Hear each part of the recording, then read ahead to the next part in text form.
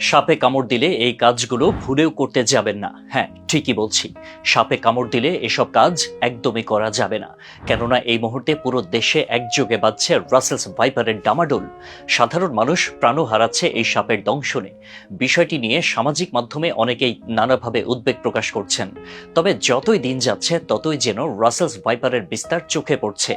এ সাপের মরণ ছোবলে আক্রান্ত হচ্ছে দেশের বাসিন্দারা, যেখানে বেশিরভাগ ক্ষেত্রেই মানুষ ওঝার কাছে গিয়ে অহেতুক সময় নষ্ট করার কারণে মৃত্যু ঠেকানো যাচ্ছে না।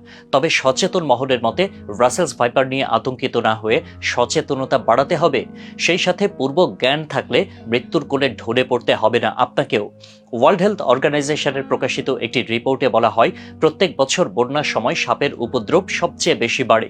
ফলশ্রুতিতে মে, জুন এবং জুলাই মাসে মানুষ সবচেয়ে বেশি সাপের দংশনের শিকার হয়।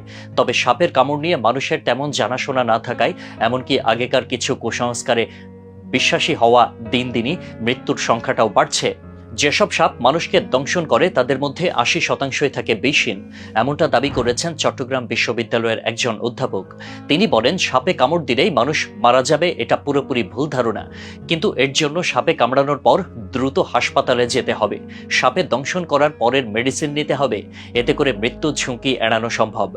চলুন আরো বিস্তারিতভাবে জেনে আসি, আপনার আশেপাশে কাউকে সাপে দংশন করলে কি করবেন। প্রথমে ঘাবড়ে না গিয়ে আক্রান্ত ব্যক্তির মনোবল জোগাতে হবে, সাহস দিতে হবে। কোনোভাবে আতঙ্কিত হওয়া যাবে না, কেননা মনে ভয় থাকলে সেটা মানসিক স্বাস্থ্যের উপরও আঘাত হানতে পারে। ফলশ্রুতিতে ঘটতে পারে মারাত্মক দুর্ঘটনা। আক্রান্ত ব্যক্তির মনে সাহস জোগানোর জন্য ইতিবাচক কথাবার্তা বলতে হবে। রোগীকে অবশ্যই স্থির থাকতে হবে। সাপে কামড়ানোর পর আক্রান্ত ব্যক্তিকে প্রয়োজন না হলে হাঁটা চলা করতে বারণ করতে হবে। আক্রান্ত স্থানটি কাপড় বা ব্যান্ডেজ দিয়ে চাপ দিয়ে বাঁধতে হবে। আক্রান্ত স্থান সাবান দিয়ে ধুয়ে ফেলা ভালো। ওই ব্যক্তিকে আধা শোয়া করে রাখা শ্রেয়, যাতে শ্বাস প্রশ্বাস ঠিক থাকে। শ্বাস প্রশ্বাস ঠিক না থাকলে মুখের সাহায্যে শ্বাস দেওয়ার ব্যবস্থা করতে হবে। আরেকটি গুরুত্বপূর্ণ বিষয় হচ্ছে, সাপটিকে মারতে পারলে হাসপাতালে সেটিকে নিয়ে আসা। এ ব্যাপারে অবশ্যই সচেতনতা অবলম্বন করতে হবে। যদি মারতে না পারেন তাহলে সাপটিকে মারার জন্য একেবারে সময় নষ্ট করা যাবে না।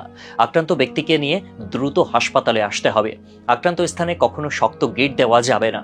সাধারণত আমরা দেখি যে শিং মাছ বা সাপের দংশনের পর আক্রান্ত স্থানের উপর দড়ি বা কাপড়ের অংশ দিয়ে শক্ত গিঁট দেওয়া হয়। মনে করা হয় এতে করে বিষ আর পুরো শরীরে ছড়িয়ে পড়বে না। তবে বিজ্ঞানে এমন কিছু নেই। এতে উপকারের চেয়ে ক্ষতি হতে পারে বেশি। বেঁধে দেওয়া স্থানে রক্ত চলাচলে ব্যাঘাত ঘটতে পারে, ফলে কোষে পচন ধরতে পারে।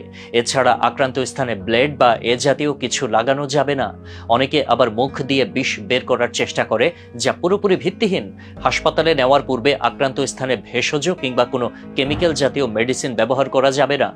রোগীকে যত দ্রুত সম্ভব জেলা সদর হাসপাতালে নিয়ে যেতে হবে। মনে রাখবেন, সময় মতো সঠিক চিকিৎসা দিতে পারলে রাসেলস ভাইপারের বিষক্রিয়া থেকেও মুক্তি পাওয়া সম্ভব।